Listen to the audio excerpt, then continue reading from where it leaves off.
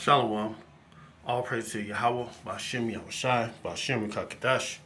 Double honor to the apostle elders of GMS who taught me this truth. And peace to many Akim has their life daily, pushes truth with sincerity, and the few Aquaf lives and learn in Shalom. Once again, my name is Inan with GMS Detroit Broadcast. Pray this video is edifying to the hopeful elect, to so-called Negroes, so-called Latinos, so-called Native Americans, and Israelite foreigners scattered abroad the four corners of the whole world. And this video is behold he come. This video is going to be called "Behold He Coming in the Clouds." He coming with the clouds, and clouds is just a metaphor for the chariots, and I even got the scripture pulled up for Acts 1, where when the cloud received them out of their sight. Hey, that was Yahushua leaving, and the same way he left, that's the same way he's going to return. So, my first scripture is Revelation 1:7. Behold, he cometh with the clouds, and every eye shall see him, and they also which pierced him, and all kindreds of the earth shall wail because of him. Even so, it be true. And when you go into that word, kindreds, it ain't talking about a 2/3 Israelites, but there's a table of nations, and all these nations had a hand in at one point in time or another, having us under captivity under them. So so all these nations, when the Lord returned, they're going into captivity under us, the Israelites. So my second scripture right now is this one right here. This is Acts 1:9. And when he had spoken these days, while they beheld, he was taken up, and a cloud received him out of their sight. And that cloud is a metaphor for the chariot. And while they looked steadfastly towards the heaven, as he went up, behold, two men stood by them in white apparel. These two men that stood right by them, the prophets, the apostles, in white apparel, were angels, which also said, Ye men of Galilee, why stand ye gazing up into the heaven? This same Yahushua, which is taken up from you into heaven, shall so come in like manner as ye have seen him go into heaven. So the same way Yahushua left is the same way he's going to return. So he's going to come in a chariot. Matter of fact, his chariot is about the size of a mountain. If you receive it in the book of Ezra, the scriptures say that the chariot is huge, massive. They used the Independence Day, where the chariot is large and big as fuck. The Lord, Yahushua's chariot is going to be way bigger than that. It's about the size of a mountain. They get their ideals from Bible verses, from the scriptures. This is, get rid of that one. This is, and the reason why they're going well, matter of fact, let's get it. This is Matthew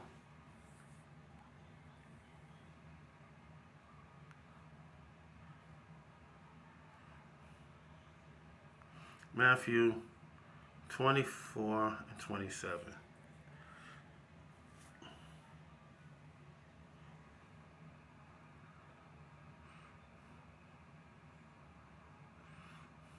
Because, if it's supposed to be a good time when the Lord returned, why are the nations wailing because of him when he returned? Because, they're going to find out that he's not a so-called white man, and also they're going to find out that the people that they misuse are the Israelites, the so-called Negroes, so-called Latinos, so-called Native Americans, the Israelite foreigners scattered abroad. Everyone that they have in bondage as a slave right now are the Lord's chosen people, and they're going to wail because of what they did.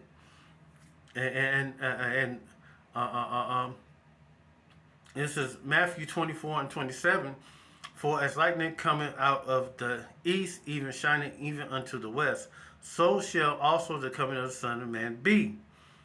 For wheresoever and for lightning coming out of the east, shining even unto the west, the angels and Yahushua is going to be moving faster than lightning to save the hopeful elect. The scriptures say the elect shall scarcely be saved.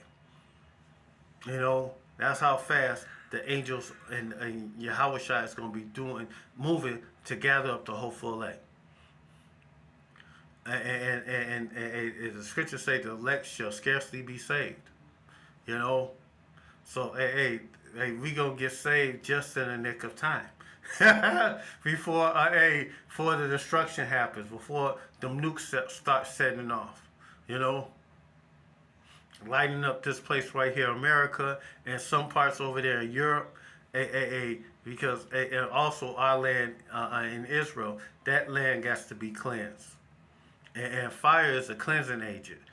We keep trying to tell you a flood is coming. This time, it's not a flood of water. It's going to be a flood of fire. For wheresoever the carcass is, there will the eagles be gathered together. The carcass are the Israelites. And there will the eagles be gathered together. The eagles are the reapers, the angels.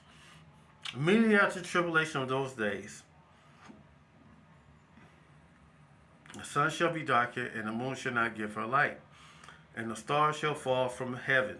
And the stars are the thermonuclear warheads falling back towards the earth as a fig tree is shaken of a mighty wind. It's going to fall back in the earth as in an archangel angle, and America is going to get hit by 200 million nuclear warheads.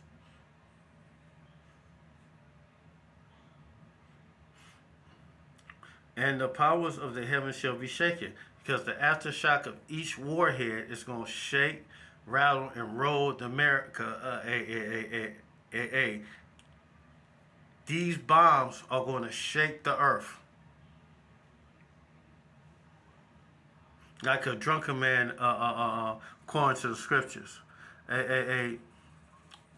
It's going to be a bad time if you're not of the hopeful elect for 1/3. Because and there shall appear a sign of the Son of Man in heaven. Then shall all the tribes of the earth mourn. So if the reappearing of Yahushua is supposed to be such a good thing, why are the tribes of the earth mourning? Because he's not coming from them. He's not coming to save them. And they shall see the Son of Man coming in the clouds of heaven with power and great glory. And according to Habakkuk, the 3rd chapter, I got that pulled up. His chariots are going to blot out the sky. You know? And he shall send his angels with the great sound of a trumpet, and they shall gather together his elect from the four winds, from one end of the heaven to the other. And this right here is about the second coming. When Yahushua returns, he's not coming to save the whole world. He's coming to save the elect, the 144,000 and 1/3. You know, that's who he's coming to save. He's not coming to save everybody from themselves. That's a lie. You know, and the four winds is thermonuclear destruction. Matter of fact, where's Habakkuk? Oh, and before all that, it's going to be a war in heaven. This is Revelation 12:7. And there was a war in heaven. Michael and his angels fought against the dragon, and the dragon fought and his angels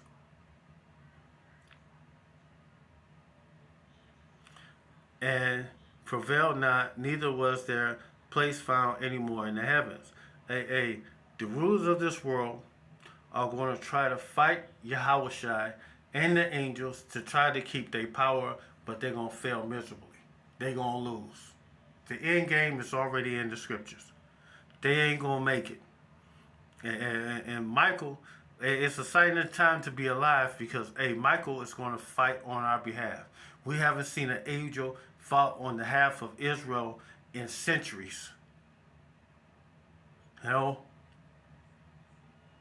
It's been a long time since the angels made an appearance to fight for the men of Yahweh Bashim Yahushai. They haven't fought for us in centuries. You know? A long time. No.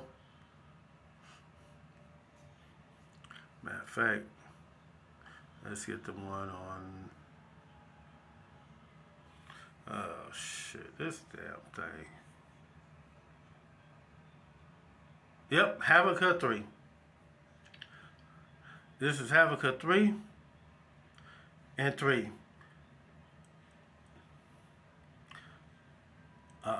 This Yahushua came from Teman, the Holy One from Mount Paran. Shalah, his glory covered the heavens, and the earth was full of his praise. And his glory covered the heavens. The Most High is going to blot out the sky with his chariots. His chariots going to be everywhere, and in every place. While this place is getting destroyed, the chariots and the angels and the chariots are going to be zapping people into dust. According to the scriptures, he's going to beat people into dust. and his brightness was as light, and his horns coming out of his hand. There was the height of his power. The horns coming out of his hand is power. It is concentrated heat energy from the laser beams coming from the chariots, and they get that from the superhero movies. You know, they don't have original ideal. They don't. Everything comes from the scriptures. And this talking about the second coming of Yahushua. And before him went the pestilence, and the burning coals went forth at his feet, and he stood and measured the earth, and he beheld and drove asunder the nations, and the everlasting mountains were scattered, and the perpetual hills did bow, and his ways are the everlasting. And Yahushua is not coming to play games with you devils. He's not. This is Revelation 19 and 11. And I saw heaven open, and behold, a white horse, and he that sat upon him was called Faithful and True. That white horse is a metaphor for the chariot. And he that sat upon was called Faithful and True. This talking about Yahushua. And in the brightness, he doth judge and make war. Yahushua is not coming to play a Mr. Nice Guy. He's coming to make war. He's coming to take you all out of power. You know, and his eyes was as a flame of fire, and on his head were many crowns, and he had a name written that no man knew but he himself. Was those many crowns? Those the many kingdoms of this world. He's taking them out of power. You know, and he was clothed with a vesture dipped in blood, and his name is called the Word of Yahweh. And the armies which were in heaven followed him upon white horses, clothed in white linen, and clean. And out of his mouth goeth a sharp sword. And these armies are the angels. They coming to fight too. Like I said, they're gonna zap people with that concentrated laser beam heat and turn people into powder. You know, it's not going to be a good time during this time. That's really why all the nations going to wail because of him. Because Yahushua is not coming to be a nice guy. The scriptures say, I will not meet thee as a man. He's coming as a supernatural force. And out of his mouth goeth a sharp sword, and that with it he shall smite the nations, and he shall rule them with a rod of iron, and he treadeth the winepress of the fierceness wrath of the Almighty. And a good precept for that is Isaiah 63rd chapter. That's talking about his second coming too. He's not coming to be a nice guy. He's coming to conquer and to conquer. Matter of fact, it's the 13th chapter.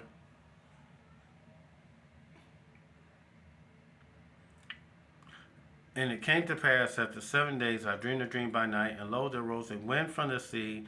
It moved all the waves thereof, and behold, and lo, Slakia, a man waxed strong with 1,000 of heaven, and when he turned his countenance to look, all things trembled that were seen under him. And just think of Habakkuk the third chapter. A, a, a, everything. This is the man they talking about is Yahushua. You know, Revelations 19:11. Habakkuk 3:3 on down. Isaiah 63:1 on down. And whatsoever the voice went out of his mouth, they all burned that heard his voice, like as the earth filleth when it filleth the fire. And after this I beheld, and lo, there was gathered together a multitude of men out of the number of the four winds of the heavens to subdue the man that came out from the sea, of the sea. And those multitude of men that came out to try to subdue Yahushua are the militaries of the other nations.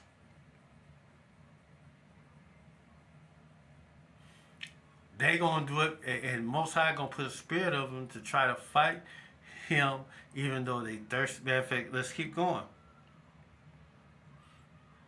And I beheld, and lo, he graved himself a great mountain and flew upon it. And this is a chariot. This great mountain is a chariot, metaphor for a chariot. I would have seen the region or place where out the hill was graven, and I could not. He couldn't see the end from the beginning to the end of that chariot. That's how massive it was. It covered the whole horizon.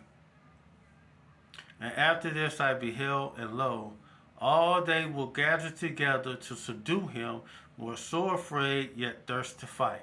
And the Most High is going to put a spirit in these men, in these militaries, to fight Yahushua. And the Most High is going to put the spirit in them to think that they can win. You know, these movies have clouded their judgment. You know, Independence Day, thinking that they could beat or win any damn war against any adversary. They are delusional. They are not going to be able to beat Yahweh Bashim Yahushai and his armies of his troops, Yahushai and the angels, and also man, the beasts, man, sea creatures gonna be coming out fighting against y'all at the same time. Man, it's gonna be wild. It's gonna be crazy when all this shit happens. The angels, the good angels, the wicked angels, it's gonna be a time like never before, and it's gonna be great. It's a great day when Yahweh Bashim Yahushai deliver us, because this is one great work, and it's going to be the next high holy day, pursuant to Revelation, the 23rd chapter. And lo, I saw the violence of the multitude that came. He neither lifted up his hand, nor held sword, or any instrument of war, but only I saw that he sent forth out of his mouth, as there had been a blast of fire, and out of his lips a flaming breath, and out of his tongue he cast out sparks and a tempest. And this is that concentrated heat from the laser beams. And they were all mixed together, the blast of fire, the flaming breath, the great heat, the great tempest, and fell with violence upon the multitude which prepared to fight, and burnt them up every one, so that a sudden immovable multitude, nothing was to perceive, but only dust and the smell of smoke. And when I saw this, I was afraid. And man, when this thing happens, you're gonna wish you was an Israelite there. You're gonna wish you was a hopeful elect, because if you're not of the hopeful elect, or 1/3, you're going to die during this day. The great and dreadful day of the Lord when this go down. And keep thinking that you wacky tacky Christians keep thinking that the Lord is gonna come save everybody. He's not. He's saving His people. You know, just did that. You know, what's up? What I got? Oh, last scripture. I'm gonna end it. For this 1 Corinthians 15 and 25, for he must reign till he have put all enemies under his feet, and he's going to take all them crowns from every last one of his adversaries, the rulers of this world. And the last enemy that shall be destroyed is death for the Israelites. The Israelites won't die, and they will live forever, even ever, because we won't sin, we won't be wicked anymore. We have them spiritual bodies. Well, the Most High will write the laws, statutes, commandments in our inward parts, and we will walk.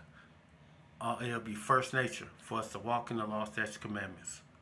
You know, right now we can't completely do that, but when we get in the church, we will have the new bodies, and He will put all things under His feet. But when He saith all things are put under Him, it is manifest that He is accepted, which put all things under Him. And when all things be subdued unto Him, then shall the Son Himself be subject unto Him that putteth all things under Him, that Yahweh may be all in all. So, when Yahweh Shai, He's going to come and subdue all things unto Him. And that means all these kingdoms are going to be taken out of rulership. You know, and that's going to be the day one of the new kingdom. You know, the next high holy day.